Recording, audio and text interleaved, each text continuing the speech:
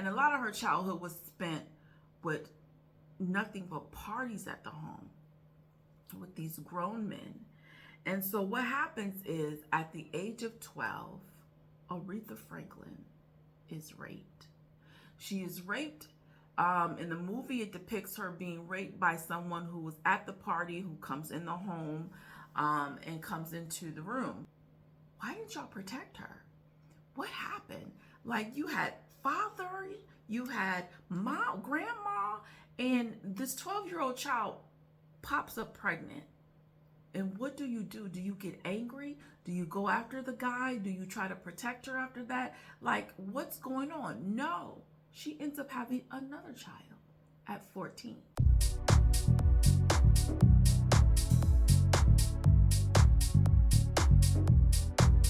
Welcome to another episode of Becoming with Angelina Watkins, and I'm your host, Angelina, your queen of becoming, here to help you achieve emotional, spiritual, and financial prosperity. Can you go through a lot of childhood trauma and still be successful? Now, many of you out there are probably saying, yeah, of course you can. Anybody can. But do you really believe that?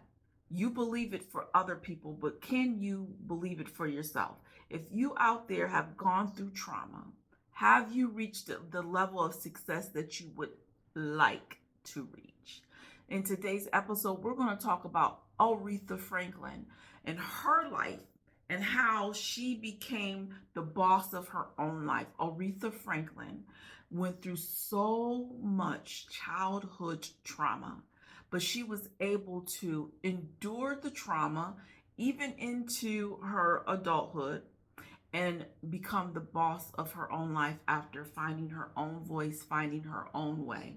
And I'm here to let you know that if Aretha Franklin can do it, so can you. So we're going to talk about that a little bit, as well as the effects of the trauma that it may have had on her and how she still was able to rise from the ashes. Now, before we get into that, I want to thank you for joining us. If you're new to the show, I started this podcast in order to help you become the person that you need to be, so that you can do what you need to do to create the abundant life. And we talk about all kinds of things, any and everything that we need to talk about in order to get a different perspective, so that you can become a better version of yourself, so you can get a position to win at love, life, and money. Okay? Now, don't forget to hit that subscribe button and that notification bell so you don't miss another episode. All right? I want you to join us. And if you like the show, don't forget to leave me a comment below. Let me know what you think. Let me know your thoughts, because I'm really going to get into some deep conversation, or some deep thoughts, because I can't say conversation since I'm here by myself, but some really deep thoughts about Aretha Franklin and her upbringing. Okay, and it's of sensitive nature, but it needs to be discussed because there's so many of us women out there that deal with it. Now, before that, don't forget to pick up my book, Path to Prosperity, 17 Secrets to Building Wealth that you can start today. It is available. The link is down there in the description. So make sure you get that. If you're someone out there who is wanting to be successful, you're wanting to build wealth, but you don't have wealth. You weren't born with a silver spoon in your mouth. This book will walk you through how to build your wealth from scratch. So make sure you pick up your copy today, okay? Get it today. Not tomorrow, not next week. Get it today so you can start building your wealth today. Now, let's get into today's episode. We're going to talk about Aretha Franklin. I watched the movie Respect. I know it came out, I don't know, a while ago, but I just recently watched it, and I recently did some research on her life, because some of the things that happened to Aretha I was unaware of. And so I am just quite flabbergasted at the things that she had to endure as a child. First off, we had to deal with our parents splitting up. If anyone doesn't understand that divorce doesn't just affect the parents, but it also affects the children. They don't understand and know that relationships may not last. They don't know and understand what it means for a woman to break free from a marriage because she's being abused or she's being cheated on, or they don't understand the mental and emotional state of what the woman is going through as to why she decides that she wants to break free. She might not understand why the father needed to break free, because it goes both ways sometimes. And so children sometimes internalize those things. And so not really knowing and understanding, we can get a misconception when they get a divorce and you go to live with one. And so where's the other? Did they abandon me? Do they not love me? Why don't I get to see them? She dealt with her mom living in a totally different state, but she went to go see her for the summer. So that was great. Her mom was still in her life. But 18 days before her 10th birthday, her mother passed away of a heart attack. Another trauma. Not only did my parents divorce, they're not together, and that's hard for a child to deal with, and it's hard for them to process. But now my dearly beloved mother that I love so much, that I go to see in the summer, is now passed away. And what makes that so traumatizing is there is no break in the summertime to get away from the trauma that she's going to continue to endure as a child. Aretha Franklin was the daughter of Pastor C.L. Franklin.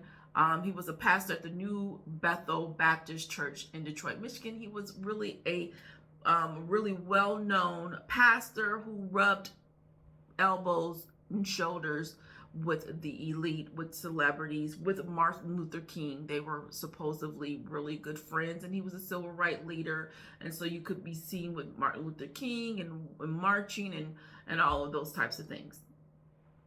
But at an early age, her father exposed her to a lot of partying, drinking, drugs, and sex.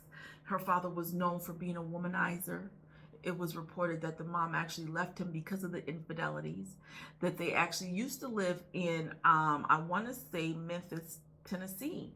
And they left and fled from Memphis up to New York because Pastor C.L. Franklin fathered a child by a 12-year-old.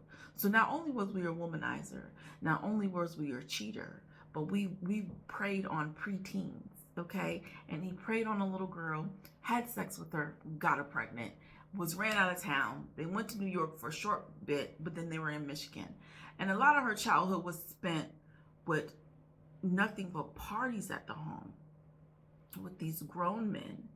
And so what happens is, at the age of 12, Aretha Franklin is raped. She is raped. In the movie, it depicts her being raped by someone who was at the party, who comes in the home and comes into the room. Now, she goes silent, and but she ends up pregnant. And my thoughts is, why didn't y'all protect her? What happened? Like, you had father, you had mom, grandma, and this 12-year-old child pops up pregnant. And what do? Do you get angry? Do you go after the guy? Do you try to protect her after that? Like, what's going on? No, she ends up having another child at 14. So now we got 2 kids before the age of 15. So there's rumor that she was promiscuous even at the age of 12, that she was always trying to be grown and have sex. It was rumored that she's even been with Sam Cooke. I really don't care. The fact of the matter is, the child was 12. It ain't no grown men have no business sleeping with the 12-year-old. She was raped, y'all. Raped at the age of 12. How tragic is that mentally in a child's mind that was not asking for that? Okay? In the movie, it's portrayed that she wasn't asking for that. She was, but that's what happened to her. And there are effects that happen when you are sexually assaulted, raped, molested, into your adulthood. There are symptoms that are appearing in your adulthood from being taken advantage of when you are in your childhood sexually. Okay, and in the movie, it showed some of those signs. I want to talk a little bit about some of these signs that happens when you've been sexually abused, assaulted, raped, or molested. Low self-esteem. You could see that in the movie that she had low self-esteem. Um, she was really shy and timid and really didn't have a voice of her own. It's what pleasing daddy. I'm trying to please daddy, whatever daddy wants, whatever daddy wants me to do, I am pleasing daddy. When you have been sexually assaulted in your childhood, you either become hypersexualized or hypo. She was hyper. She became very promiscuous. She was willing and ready to give it up at any time. Okay. You become withdrawn and uncommunicative. So in the movie, it depicts Aretha as being silent after this happened. She did not want to talk. She did not want to sing anymore. That's not what she wanted to do. And it was James Cleveland who was teaching her how to play the piano, I believe, or he was playing the piano with her. Maybe he wasn't teaching her, but he's playing the piano with her. And he said something to her that probably changed her life. And sometimes all we need is the right person at the right time and the right place with the right words to trigger something down on the inside of us, to make us wake up and realize who we are and what we need to do. And in that moment, he tells her as a little girl, when she's silent and refuses to talk and sing, Riri, because that's what they called her, Riri, don't let no one or nothing come in between you and your music. And so I think in that moment, you can see the light bulb go off in her head. In that moment, she realizes, that's all I got. Is my voice. My voice is powerful. My voice changes lives. My voice is what is going to get me where I need to go. And from that moment on, I don't think she let her music get anyone come in between her and her music, because she still was enduring a lot, you all. Loss of interest in things they enjoy. Okay, so she didn't want to sing anymore. Your body insecurities. Usually some women will be either over sexualize themselves and be really sexy because now they're promiscuous, or you have some who wear baggy clothes. They don't want to be seen. In the movie, she didn't want to get her hair done. Grandma's like, come on over here, get your hair done. She's like, no. She's like, I'm gonna whoop you. The girl got up off the seat, turned over to get whooping. She's like, what is going on? She's like, I don't want to get my hair done. And that's all because you don't want to look pretty. I don't want to get my hair done because it says, don't you want to look pretty? No, she don't want to look pretty. Because when I look pretty and I sing, then people want me. And then I get molested and I get raped, and I don't want that. I want that to stop. So maybe if I just don't do my hair and don't look pretty, then they'll leave me alone. And other things that happens when you've been sexually assaulted, you experience anxiety and depression. That was shown in the movie as well. Self-harm. She started she was known to be an alcoholic, and so that comes with substance abuse, comes with trying to suppress feelings of anxiety. And sometimes people who deal with depressions, they end up drinking or doing drugs. And so she was doing that in her life. So not only did we have to go through and experience divorce, loss of a mom, rape, child at 12, child at 14. Now we're an adult and we're alcoholic, and she gets married to an abuser, someone who was abusing her and beating her. And it's no wonder, because now we just want to be loved and extend you into the arms of the wrong person. But then we are a product of our environment. Aretha Franklin was a product of her environment. In the movie, it shows that her father was abusive to her, even as an adult, slapping her. And if that's what father did, well, then that's what my husband's gonna do. And she stayed with him for a while. But at some point, she had to break free. She had to have that pivotal moment of saying, you know what? I've got to be the boss of my own life. I don't want to take this anymore. I don't have to take this anymore. And there's a scene in the movie where Dinah Washington, played by Mary J. Blige, comes in and he's talking to her, and she's telling her, listen, Aretha, you singing all these different songs, and what do you want to sing? Because you're all over the place. And she's like, I don't know. And she's like, listen, You got to figure out what is it that you want to do. What is it that you want to sing? You know, she's got to become her. So Aretha had to then realize, I'm living my life for everyone else. But what does Aretha want to do? What does Aretha want to see? Where does Aretha want to go? What are Aretha's goals? What do I want to achieve? She said she wanted to make hits. Well, she wasn't making no hits. So who do you have to become to make and sing the hits, Aretha? You've got to become your own woman. You've got to become the boss of your own life. You've got to get from up under daddy, who is controlling and abusive. You got to get from up under husband, who's controlling and abusive, and realize who you are and the gift that God has given you. And the gift that God gave her was her voice. And it wasn't until she took her voice and made the gospel album that was when her career really took off. Because she wasn't really making any hits before then. But that was the album that took her career to a whole nother level. But that wasn't until after she became the boss of her own life. You have to become the boss of your own life if you really and truly want to be successful and achieve the goals and the visions that you have for yourself. As long as you stay up under somebody else's thumb, as long as you stay up under somebody else's control, as long as you let what happened to you in the past control your emotions, as long as you are not making your own decisions for yourself, you're not going to be as successful as you possibly can be. That doesn't mean that, going through the trauma that you won't be successful. But what you don't understand is sometimes when we don't heal from the trauma, when we don't endure and heal from the trauma and go through becoming the boss of our own life, we limit our potential.